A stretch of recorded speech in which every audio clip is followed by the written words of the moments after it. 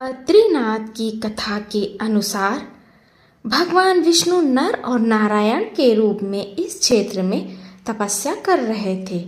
कठोर ठंड पड़ने पर देवी लक्ष्मी ने उन्हें ठंड से बचाने के लिए बद्री यानी कि बेर के पेड़ का रूप धारण कर लिया था। भगवान विष्णु ने लक्ष्मी की इस भक्ति और प्रेम को देखकर प्रसन्न होकर इस स्थान का नाम बद्रीनाथ रखा था। माना जाता है कि इस क्षेत्र में कई बद्री के पेड़ थे, इसलिए इसे बद्रीवन यानी बद्रिकाश्रम भी कहा जाता है। भगवान विष्णु का निवास बद्रीनाथ में भगवान विष्णु का वास है और यहाँ ध्यान और तपस्या को बहुत लाभकारी माना जाता है। एक और पौराणिक कथा के अनुसार बद्रीनाथ क्षेत्र पहले भगवान शिव और देवी पार्वती का निवास स्थान था। एक बार भगवान विष्णु ध्यान करने के स्थान तलाश में थे। उन्हें यह स्थान बहुत पसंद आया, लेकिन यह जानते हुए कि यह शिव का निवास है, उन्होंने एक लीला रची और एक रोते हुए बालक का रूप धारण कर लिया था। देवी पार्वती ने उस बालक को उठाकर अंदर ले जाकर सुला दिया। जब बालक सो गया तो भगवान विष्णु ने भीतर से दरवाजा बंद कर लिया। भगवान शिव ने उस स्थान को त्याग दिया और केदारनाथ में जाकर निवास करने लगे, क्योंकि वह अपने घर के अंदर न रहने वाले बालक को नहीं हटाना चाहते थे। तो दोस्तों, अब हम लोग जा रहे हैं बद्रीनाथ दर्शन के लिए। तो हम परिवार सहित जा रहे हैं। रास्ते में सीधे रुकेंगे कर्णप्रयाग में। तो रात हो गई है और कर्णप्रयाग का नज़ारा इस तरह आप देख सकते हैं।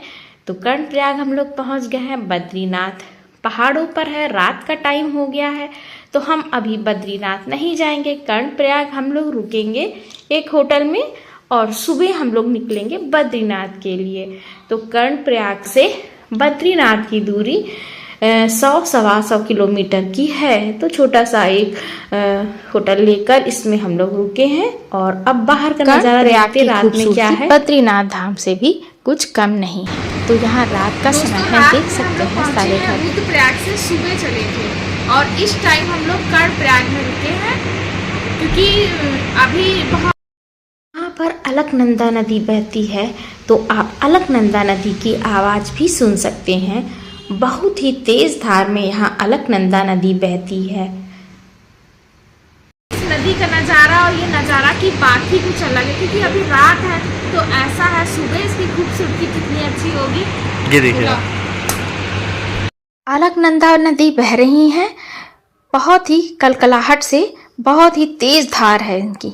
देखिएगा सुबह इसका क्या नज़ारा होता है। पौराणिक कथाओं के अनुसार कर्णप्रयाग का इतिहास महाभारत के कर्ण और सूर्यदेव से जुड़ा है, जहां माना जाता है कि कर्ण ने तपस्या की थी और उन्हें अभेद कवच मिला था। यहाँ अलकनंदा और पिंडर नदियों के संगम पर स्थित उमा देवी मंदिर भी एक महत्वपूर्ण पौराणिक स्थल है, जिससे शहर का नाम पड़ा है। 1947 में भारत की आज़ादी तक यह ब्रिटिश गढ़वाल का हिस्सा था और बाद में 1960 के दशक में पक्की सड़कों के निर्माण के साथ ही कर्णप्रयाग का विकास शुरू हुआ। एक अन्य कथा के अनुसार भगवान कृष्ण ने कर्ण के मृत्यु के बाद यहीं उनका दाह संस्कार किया था। अलकनंदा और पिंडर नदी के संगम पर स्थित उमा देवी मंदिर भी शहर का एक प्रमुख पौराणिक स्थल है। कुछ स्थानीय लोगों का मानना है कि इस मंदिर की स्थापना के साथ ही शहर का नाम कर्णप्रयाग पड़ा। कर्णगंगा, पिंडर नदी को कर्णगंगा भी कहा जाता है, जो शहर के नामकरण का एक और कारण है। अलकनंदा नदी कैलाश और बद्रीनाथ के निकट बहने वाली गंगा नदी की एक शाखा है। यह गंगा के 4 नामों में से एक है। 4 धामों में गंगा के कई रूप और नाम हैं। गंगोत्री में गंगा को भागीरथी के नाम से जाना जाता है। केदारनाथ में मंदाकिनी और बद्रीनाथ में अलकनंदा के नाम से जाना जाता है। यह उत्तराखंड में सतपथ और भगीरथ खड़क नामक हिम नदों से निकलती है। यह स्थान गंगोत्री कहलाता है। कालिदास ने मेघदूत में जिस अलकापुरी का वर्णन किया है, वह कैलाश पर्वत के निकट अलकनंदा के तट पर की। जैसा कि नाम सौम्य से प्रकट भी होता है कि कालिदास ने अलका की स्थिति गंगा की गोदी में मानी है और गंगा से यह अलकनंदा का ही निर्देश माना जा सकता है।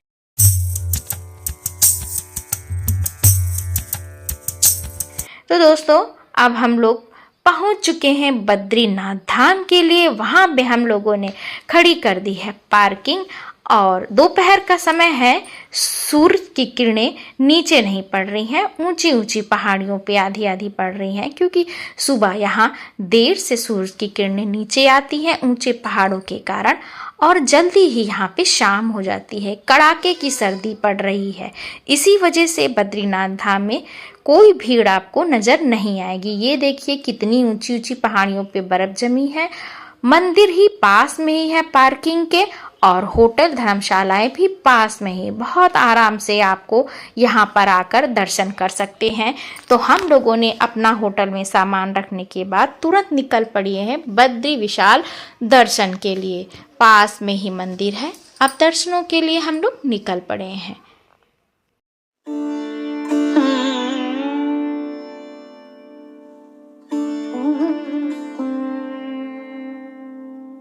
नर्मदा नदी बहुत ही तेज वेग में बह रही है, जिसकी आवाज बहुत गूंज रही है।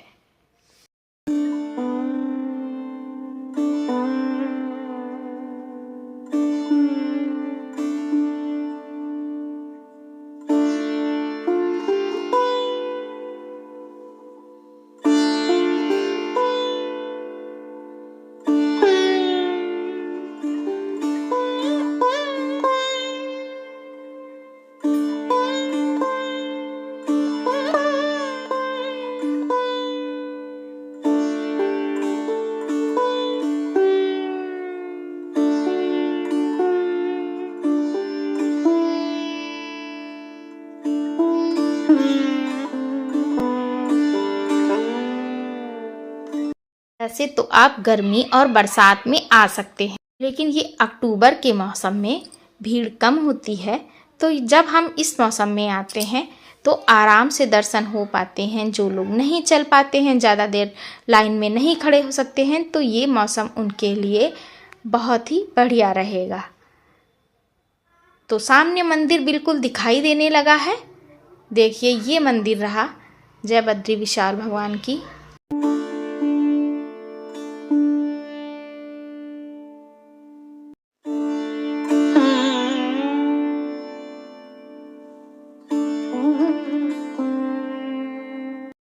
और मंदिर के पास में ही तप्त कुंड है।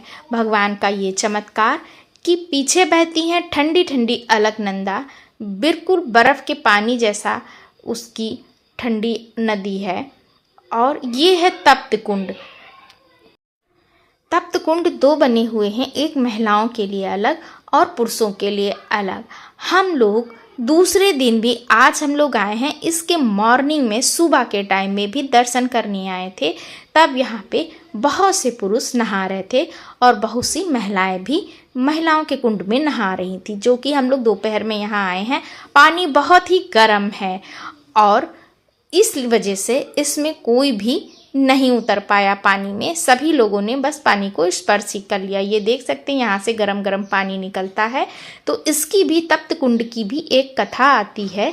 तप्त कुंड की कथा के अनुसार अग्निदेव ने भगवान विष्णु को प्रसन्न करने के लिए कठोर तपस्या की थी, जिसके बाद भगवान विष्णु ने अग्निदेव को इस कुंड में निवास करने का वरदान दिया। भक्त मानते हैं कि इस कुंड में स्नान करने से पाप धुलते हैं और आध्यात्मिक शुद्धि होती है। एक मान्यता यह भी है कि जब भगवान विष्णु बद्रीनाथ में तपस्या कर रहे थे तो उन्होंने अग्निदेव से बर्फीले पानी को गर्म करने के लिए कहा और अग्निदेव कुंड में निवास करने लगे। लक्ष्मी जी का प्रकट होना एक कथा में बताया गया है कि नर नारायण के रूप में तपस्या कर रहे भगवान विष्णु को ठंड से बचाने के लिए देवी लक्ष्मी एक गर्म जल स्रोत के रूप में प्रकट हुई, जिसे तप्त कुंड कहा जाता है।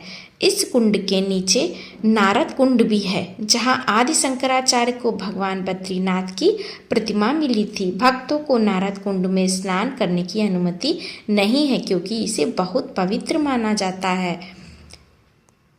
कुछ लोग मानते हैं कि इस जल में औषधीय गुण होते हैं और यह शरीर और मन दोनों को शुद्ध करता है। तो ये है बद्रीनाथ के ऊंचे ऊंचे पहाड़, खूबसूरती। और मंदिर के अंदर कैमरा ले जाना अलाउ नहीं है, तो हम लोगों ने आपको मंदिर के बाहर से ही दर्शन कराए हैं। और अब जा रहे हैं हम लोग मांडा गांव। इधर से जाते हैं तो मांडा गांव आखिरी गांव माना जाते हैं और उधर से वो पहला गांव माना जाता है। वहाँ पे है वेद व्यास भगवान और गणेश जी जहाँ महाभारत लिखे थे वो गुफा, और अदृश्य हो चुकी सरस्वती जिसे आप वहीं देख सकते हैं। सरस्वती माँ के वहाँ दर्शन कर सकते हैं। साक्षात सरस्वती नदी बह रही हैं। और 5 पांडव जिन्होंने स्वर्ग की यात्रा वहीं से शुरू करी, तो वहाँ 5 पांडव आप देख सकते हैं, उनकी स्टैचू वहाँ पे बने हुए हैं।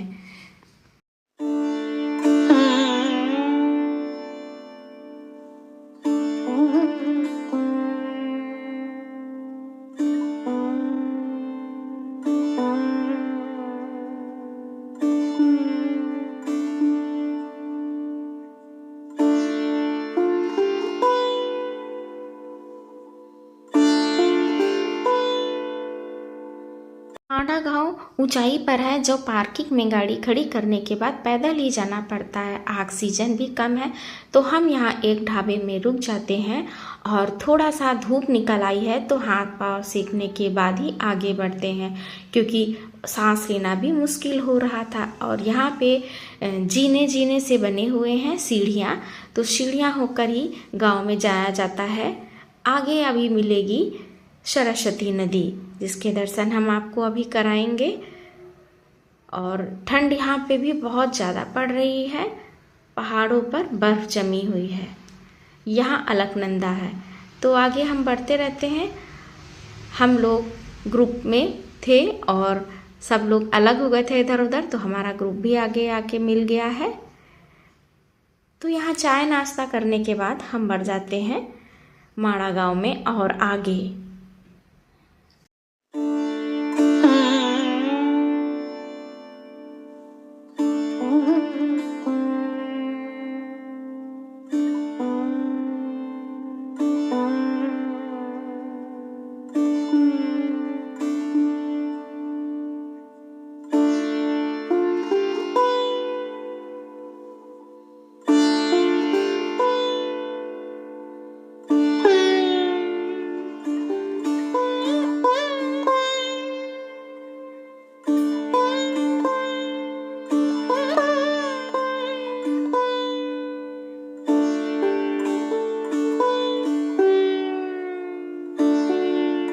सरस्वती नदी के उद्गम स्थलों में से एक है माड़ा गांव। यहीं से यह नदी बहना शुरू होती है। यहाँ गांव पौराणिक रूप से भी महत्वपूर्ण है, क्योंकि यहाँ वेद व्यास गुफा, गणेश गुफा है। इसे पांडवों के स्वर्ग जाने के मार्ग पर माना जाता है।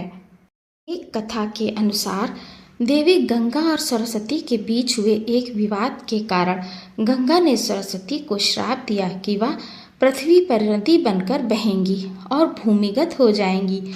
एक अन्य कथा के अनुसार ऋषि दुर्वासा के श्राप से सरस्वती ने नदी रूप ले लिया।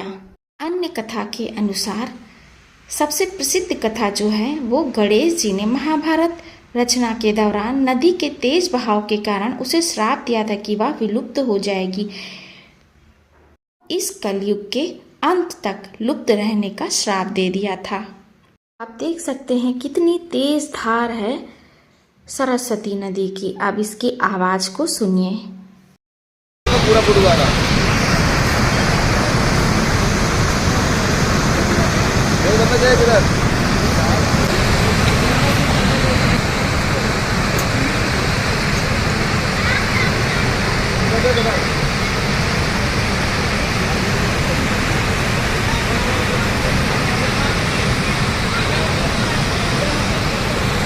पांडवों ने स्वर्ग जाने के लिए माड़ा गांव को चुना था, जहां से वे स्वर्ग गए थे। यह भारत तिब्बत सीमा के पास स्थित है और इसे भारत का पहला गांव कहा जाता है, क्योंकि यह चीन सीमा से पहले की आखिरी भारतीय बस्ती है। पांडवों का स्वर्ग को गमन। यहाँ माना जाता है कि पांडवों ने महाभारत युद्ध के बाद अपना सब कुछ परीक्षित को सौंप दिया और ससरी स्वर्ग के लिए माड़ा गांव को चुना था। यह गांव स्वर्ग का रास्ता कहलाता है, जो स्वर्ग तक जाने के लिए एक पारंपरिक मार्ग माना जाता है। माड़ा गांव उत्तराखंड के चमोली जिले में बद्रीनाथ से लगभग 3 किलोमीटर दूर और भारत तिब्बत सीमा के पास स्थित है। तो यहाँ आप देख सकते हैं, हम और आगे नहीं गए हैं। यहाँ देख सकते हैं कि यहाँ युधिष्ठिर की, भीम की, अर्जुन की, नकुल, सहदेव, द्रौपदी और इनके साथ एक कुत्ता गया था। ये देखिए, उसके स्टैचू यहाँ पर बने हुए हैं। फिर इसके आगे हम नहीं गए, वापस लौट आए। इसके आगे है ये वसुधरा झरना है, जो उत्तराखंड में बद्रीनाथ के पास ही स्थित है। यह एक पौराणिक कथा के अनुसार एक ऐसा स्थान है जहाँ का पानी पापी लोगों को नहीं छूता है। इस झरने के पास एक वसुधरा ताल नामक हिम नदी झील भी है। पौराणिक कथा के अनुसार यह वह मार्ग था जिससे पांडव स्वर्गारोहणी यात्रा के दौरान गुजरे थे और कहा जाता है कि यह झरना केवल पुण्य आत्माओं पर ही गिरता है। तो हमने अब वापसी कर ली है। वसुधरा झरना के पास नहीं गए थे क्योंकि अत्यधिक ऑक्सीजन कम था। ये देखिए, यही गेट बना है स्वर्ग की सीढ़ी वाला। अत्यधिक ऑक्सीजन और ठंड के कारण हमने वापसी कर ली है। और जय बद्री विशाल। अगर आपको यह बद्रीनाथ के दर्शन, बद्रीनाथ का धाम या वीडियो पसंद आया हो तो लाइक करिएगा, चैनल पे नए तो सब्सक्राइब कर लीजिएगा और देखिए अच्छे अच्छे बद्रीनाथ धाम के नज़ारे। मिलते हैं अगले वीडियो में, तब तक के लिए राधे राधे।